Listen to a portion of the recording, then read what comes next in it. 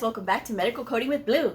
Today's episode is all about what part of medical coding is fun.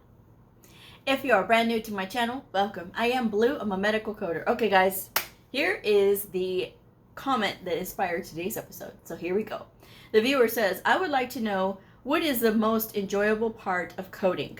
Is this a career where you are stuck at a desk all day and it's a miserable feeling? Like, is there any aspects of this career that brings fun, joy, and interaction with people, etc.? I said, if you keep watching my videos, you'll find out that I talk about how fun it is. And I said, and your job is what you make of it. If you think it's miserable, then it's miserable. If you think it's hard, then it's hard. So then they replied, I was just wondering because I am taking classes right now and I'm open to the hard work, learning, and I know I won't start off work from home. I'm just hoping to have some kind of interesting, fun aspects of it, but I will keep watching your great videos to find out more. Thanks. And then they commented on somebody else's comment when they were talking about how they enjoy the puzzle. And then she asked, well, what do you mean about the puzzle? Medical coding is reading. We read medical records all day long. You have to critically think when you are working with these records. And you have to look at the documentation. You have to be able to figure out which diagnosis you're going to pick up, because not all diagnoses are going to apply, even if it's documented, because it may be a symptom of a definitive diagnosis. So there's a lot of things that go into it. It is a puzzle. And so that's the thing about it. And the other thing that I would have to say is medical coding is not fun 100% of the time. As I told this lady, your job is what you make of it.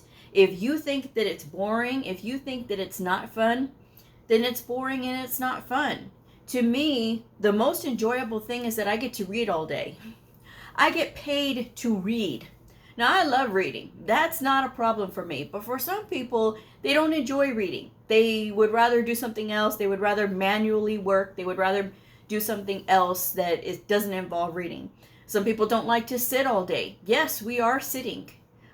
Majority of the day, it's a very sedentary job. But then that's when you have to take the reins and you have to get up and move around and do those types of things so that you can still maintain mobility and flexibility and all those kinds of things, and that you don't get too bored where you are, because moving around, getting up during the day, taking your breaks, that's very critical to being a healthy coder, not somebody that just burns out or after a while doesn't feel well, or they don't, their bones feel stiff because they're sitting down all day. Okay, it is your responsibility to take care of your body and listen to yourself when you're sitting there working, But what I would say, the other fun thing is that I get to talk to the most intelligent people I will ever meet in my whole life. These are doctors that are in my audience when I'm giving a class, when I'm doing a presentation, when I'm doing a one-on-one. A doctor who has had years of education is my audience. That's who I talk to. And we have conversations, right? It is very difficult to have truly intelligent conversations with people that match your knowledge. Now, they have years and years and years of education. I'm not saying I'm not at that level yet. But what I am saying is that I enjoy it. It's very pleasurable for me, because when I think very deeply. And when I do, there's a lot of things that I've read and all these things, and so I ask questions about these things, and then we can have these nice conversations and somebody else that gets it. That's what I love, and I've had many conversations with doctors about this, and we get into these deep conversations, and then the time just flies by. They're like, I didn't know I wasn't here that long. But it's okay. I mean, to me, I enjoy the conversation. I enjoy learning from them. And it gives me motivation to continue to learn more so that I can understand when they're saying things in the documentation, and I can understand, what's actually happening, because there's a lot of things that coders will pick up along the way. But it's not taught in the school. It's not taught, in the books. It's actually taught in the field when you're out there working with doctors. So yes, there's a lot of interaction with doctors, because if you're doing your job as a coder appropriately and properly, you are querying your provider, you are giving them education, and education meaning that when there's coding updates, or there's something about the rules, or there's something about coding in a certain particular clinic or something, and that's been changed, you have to talk to them. And there's a lot of coders that resist this. And maybe because they don't feel like they're smart enough to talk to doctors, I don't know. But, the thing about it is, you have a skill that they do not have.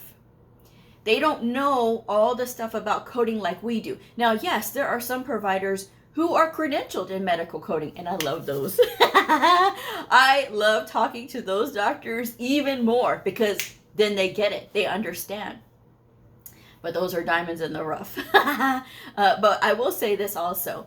When you are taking the time and you're learning all this stuff so that it can make sense to you, and so when you ask questions, these are intelligent questions. These are not just because you're a new coder and you don't understand. This is because you've done your research, and this is what you need to find out. So that's a really good thing for me. And that's what I like to do. And it breaks my heart when I hear coders shy away from doing that, because you're missing out on connections, right? And I've had providers who have come to me, and for lack of a better word, they've been mistreated by their coders, right? They've been mistreated because some coders will get it in their head that, oh, well, I'm the coder and they're going to do what I say, and I'm going to tell them that they're wrong. You can't do that. They're people just like us, even though yes, they have all of this education, but they are people, and they do need to be encouraged. It doesn't matter how much education they have. When you tell them that they're doing well, and your opinion of them, once they have gotten to know you and they respect you, your opinion will mean a lot. I know my opinion about my providers means something, because, and you know how I know? Because if I compliment one and I don't compliment another one, and then they ask about it, and then I tell them the truth, they're just like, oh, and I see them work harder. And I don't do that to them because, no, I will be honest with you. I'm not going to sit here and sugarcoat things. Y'all know that. Y'all know that. Anybody who watches my channel for more than 5 minutes knows that I do not sugarcoat. And if I say something to you, if I compliment you, it's genuine. It means something. It's not oh, well, I'm just trying to, be nice to them just so they can do what no. We're not doing that. We're all adults here. We're all adults here, and I'm your teammate. I don't need to overly compliment you just so you can do your work. You need to do your work. And there's ways of saying that, of course. But, yeah, that's one of the things that I would say is most enjoyable, but that people, especially new medical coders, shy away from, because they haven't been in the field, they're brand new, they don't know, but you still know the rules, whereas they don't. And like I said, sometimes providers will come to me and they've been mistreated by other coders, and so they're not used to it when you have somebody like me who wants to educate and who wants to tell them that this is the right way, this is the proper way, and we're going to give you some education and things like that. They're not used to that. And that's what I like to do. I love education. The days that I have to do education, when I have to perform a class, those are my most favorite days. I get so excited because there's a lot of work that I put into it, right, into the presentation, but it becomes a conversation. And I know that this is a prime opportunity to build those relationships. And the education that I give them is going to be spot on and specific to what they need, and it's tailored to their needs, as far as like what I can pick up on how they learn best. If they learn from pictures, if they learn from just really short little passages, I incorporate that. So that's one of the things that I think a lot of coders miss out on just because they're intimidated. And I will say this, is that you don't have to be intimidated. I was intimidated for many years because I didn't know better until I had a provider who told me, Blue, You're the coder. You know this stuff, whereas I don't. I have to have you help me. And I was like, oh, okay, well, that makes sense, you know. So, yeah, that's what I would have to say about that. That's the enjoyable thing. But again, everybody's going to have their different opinions about what it means to be joyful. Don't try to get your heels so dug in the beginning to have somebody tell you exactly what they think is fun and exactly what they mean is fun as far as their fun is defined, right? Because asking too many questions like this, you're concentrating on the wrong thing. This is a wonderful career field. Do I love work every day? Obviously, I'm like any other person. There are some days that are terrible, and there are some days that it's just so fantastic. But it's something that I look forward to, and there's a difference. And it's just like being in a relationship, right? When you're married, right? I'm not married anymore, but when you are married and when you are in this relationship with somebody, do you love them every day? Do you just, want to be with them all the time? No, there are some days that they drive you crazy and you're just like, I don't even want to look at you right now. For whatever reason, you just don't even want to look at them. But then you couldn't imagine your life without them, right? Because you love that person so much, right? So there's many things when it comes to being in relationships, of course, but having a career. And it's the same thing for me. There are some things about my career that are challenging to the coder, and that is the electronic health record. Some electronic health records are awful, just awful. The one that I'm in right now is awful, plain awful. There's no redeeming quality about this electronic health record, and I will say that. Okay, don't ask me who it is, but I'm just going to say, for my point, is that this is a part of coding that is a challenge, because it is a challenge to the coder to work with certain electronic health records. It should not be this difficult. It should not be this cumbersome, especially with all of the technology that we have. It should not be this cumbersome, but it is, and I don't like it. But that aside, I mean, again, it's technology, so it can change, and it will change, I'm sure. But when it comes to the coding's not a problem for me. Coding's not a problem. Education is not a problem for me. Me being the educated one or me doing the education, either one of these is not an issue for me. And I love these things. Again, my favorite parts of this, Are there some specialties that could be a challenge? Any specialty is going to be a challenge when you first get into it.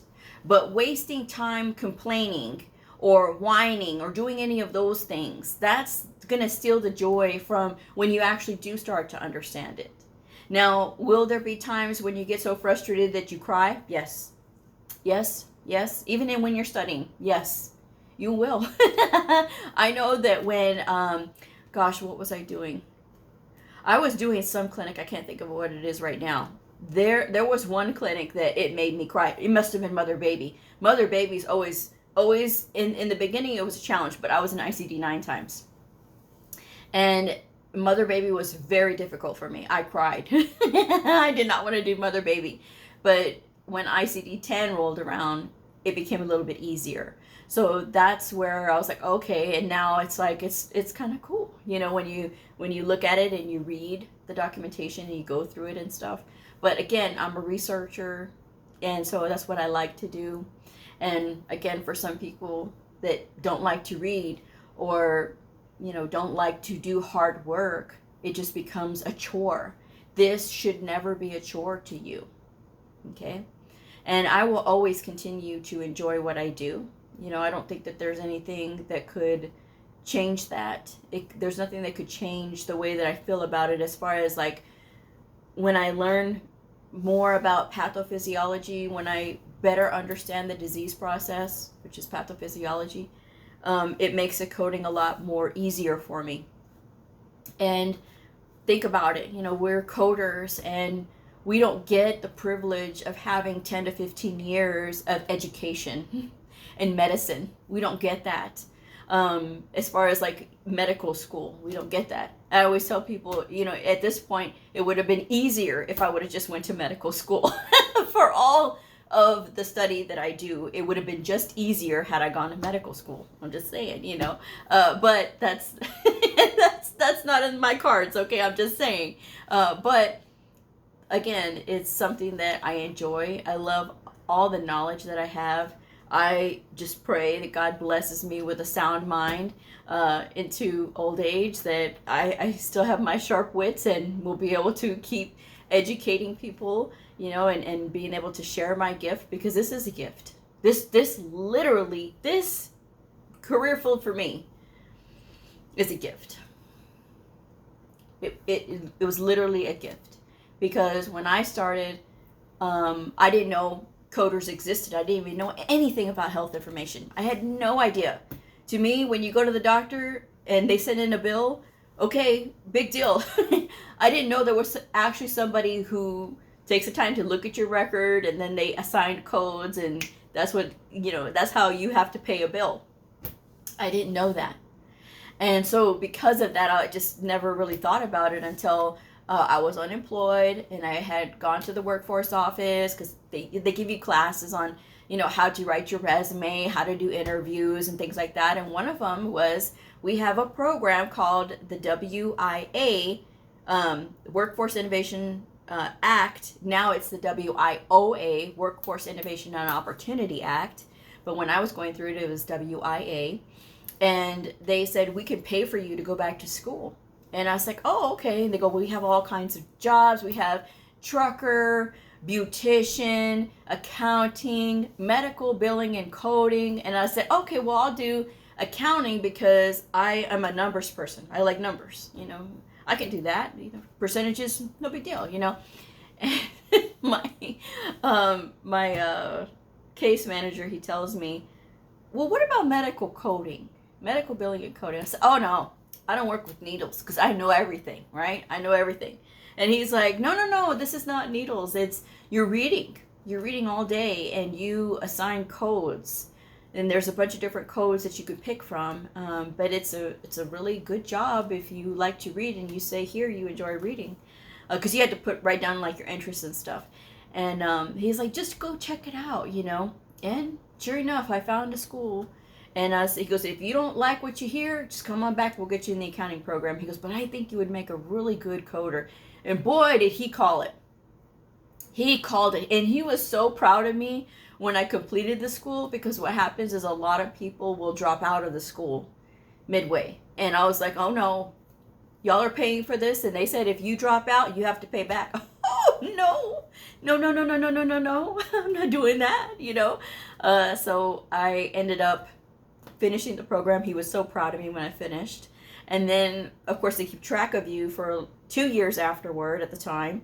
And he was like, did you, when I got a job, he was like, oh my gosh. And he was excited. He ran out of his office and he was telling everybody there at the workforce office that I had found a job in the field that I was trained, because that was completing the goal.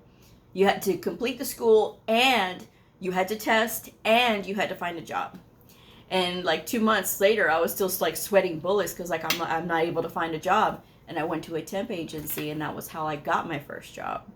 And I tell y'all that, and some of y'all are so ungrateful, y'all hem and haw that y'all can't do that. Y'all need benefits. I understand that, but that's how you can get your foot in the door. I'm just saying, and you're actually doing coding. You're not doing one of these positions that's not using your skill, and you're wasting your time, and then you're having to devote all these years to doing something that you weren't trained for. And that's a whole nother rant for me, because I got into it with this other lady on LinkedIn who had the nerve to tell me, because when I had posted about, when you, I had done a video where I was talking about how, I know I'm kind of all over the place, but I do want to address this. The lady, I did a video, and I said in the video, don't take these alternative jobs that are not going to use your coding skill, because you're going to be there, and if you're really good in that position, they will not move you. You will not be able to advance in that organization because they're going to keep you there. The organization is going to look out for themselves. They're not going to look out for you.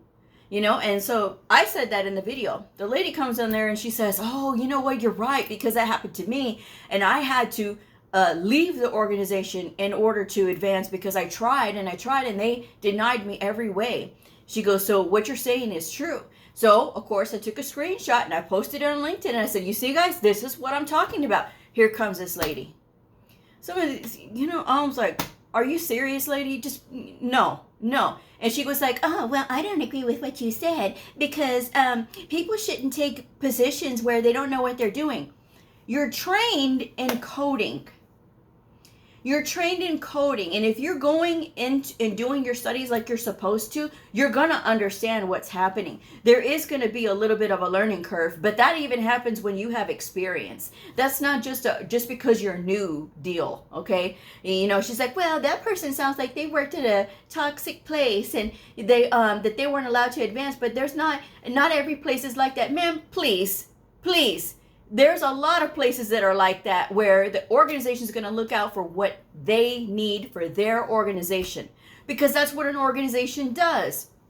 An organization is designed so that it can continue to advance and it can continue to move forward into the long run. It needs quality people to be in those positions that are key. Working at the front desk is one of those ones. If you have somebody who's rude at the front desk, right, and they're running off all not the customers, but the patients. Those patients can go see somebody else, and there you lose revenue. So no, that's why I say that if you have a trained skill, you need to start working with your trained skill. I worked as a coder my first job out of the gate. I'm just saying, you know.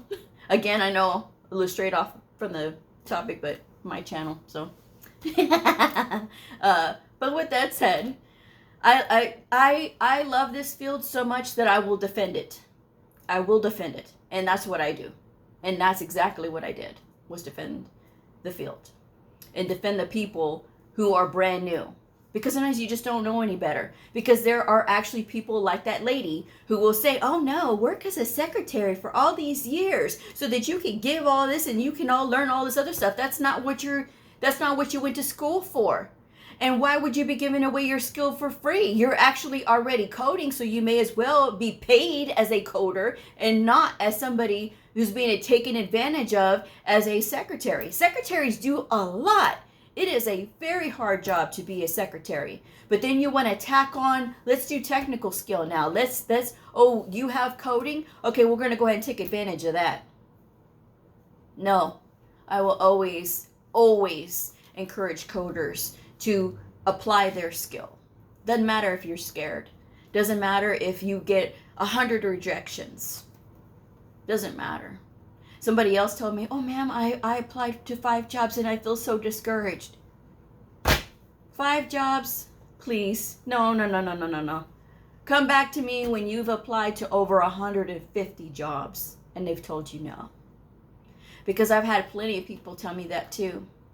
They applied to 150 jobs. They either watched my videos or they went through my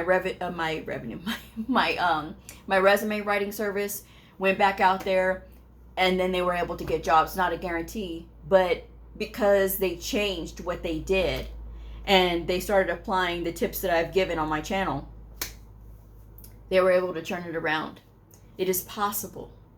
Don't ever let anybody tell you that it's impossible. And don't ever listen to somebody like that. I'm just saying.